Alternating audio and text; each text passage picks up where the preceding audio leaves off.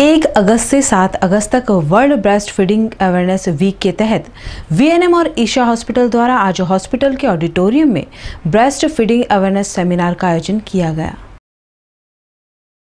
Isha hospital एक 101 bedded super speciality hospital है।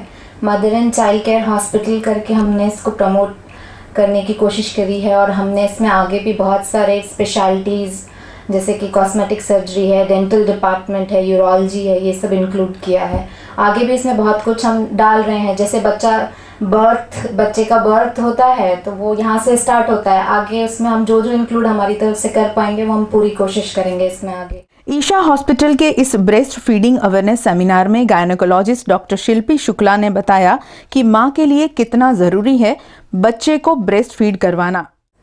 हम लोग सब जानते हैं कि breast feeding can save many life, कितनी वैक्सीन्स देते हैं, ब्रेस्ट कैंसर प्रिवेंशन के प्रोग्राम्स चलते हैं। इट इज़ सेड कि ब्रेस्ट फीडिंग प्रैक्टिसेस अगर अच्छी हो तो that is the best preventive measures. It can prevent so many lives. So it is the best preventive measures to save the lives.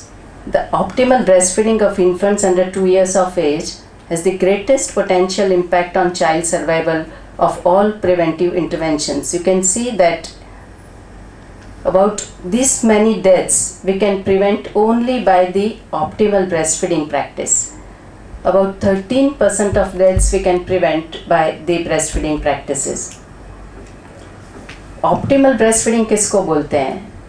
जो breastfeeding की WHO recommendations है, UNICEF recommendations है कि first hour after the birth baby को breastfeeding शुरू कराना चाहिए. It should be exclusive breastfeeding for first 6 months. पहले 6 महीने तक बच्चे को केवल माँ का दूध देना चाहिए और and should be continued up to 2 years. That means if possible 2 साल तक बच्चों को दूध पिलाना चाहिए बाकी सप्लीमेंट्री फूड ऐड करने के बाद, and that can save around 8 lakhs of the babies.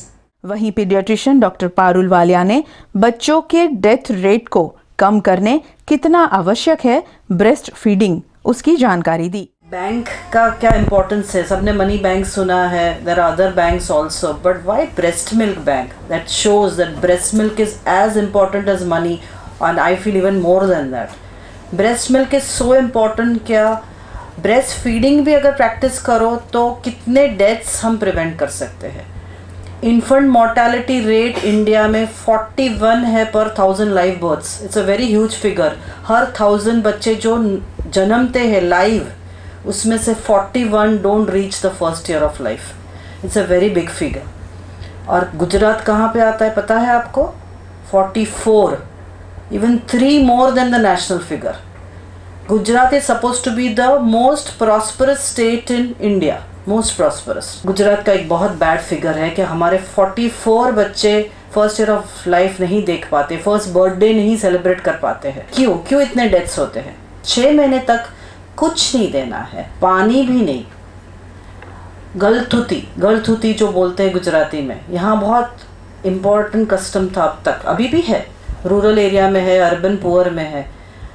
हम नहीं देखते, तब बच्चा जैसे जन्मता है पहले ही वो पिला देते, क्या मध है, कुछ रुई लेके आते हैं उसे मध पिलाते हैं या कुछ गुड़ का पानी पिलाते हैं। This is the first source of infection. पहले ही हम इतना बैक्टीरिया बच्चे के इंटेस्टाइन में डाल देते हैं और बच्चे में रोग प्रतिकारक शक्ति तो नहीं होती ना, कुछ भी नहीं होती, 0 होती है। प्रीमेच्योर बेबीज़ में तो माइनस में होती है। तो ये फर्स्ट इन्फेक्शन आता है। तो ये प्रथा, ये हमको कस्टम बंद करना है। कुछ भी नहीं देना है बच्चे को एक्सेप्ट ब्रेस्ट फीडिंग, और ये 6 मंथ्स तक यही रूल रहना चाहिए, exclusive breast feeding. Isha hospital के ब्रेस्ट फीडिंग अवेयरनेस सेमिनार में डाइटिशियन शैला मेघानी ने जानकारी दी ब्रेस्ट फीडिंग के दौरान मां को खुराक में यानी कि डाइट में क्या लेना जरूरी है। आप क्या खाओगे तो आपका ब्रेस्ट फीडिंग ज़्यादा होगा। फर्स्ट थिंग इज आपको दूध ज़्यादा पीना है। ड्रिंक 3 to 4 लीटर्स, जिसकी कैपेसिटी ज़्यादा है वो उतना, या तो फिर 1 to 2 litres of milk in a day, it is advice. तो आप जितना ज़्यादा दूध पियोगे उतना ज़्यादा मिल्क सिक्रीशन होगा और बच्चों को भी इतना ज़्यादा होगा। फ्लूइड इंटेक आपको बहुत ज़्यादा लेना है।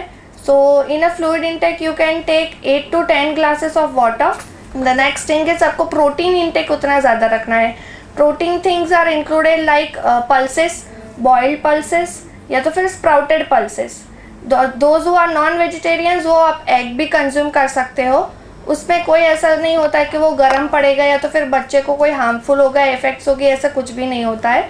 You can have eggs, meat, non veg लोग जो होते हैं वो आप उतना भी वो कंज्यूम कर सकते हो। इस सेमिनार में आए लोगों को दी गई जानकारी की जांच के लिए डॉक्टर स्नेहल पटेल ने एक क्विज कंपटीशन भी किया। ब्रेस्ट फीडिंग सारे बच्चों का जन्म हक होता है।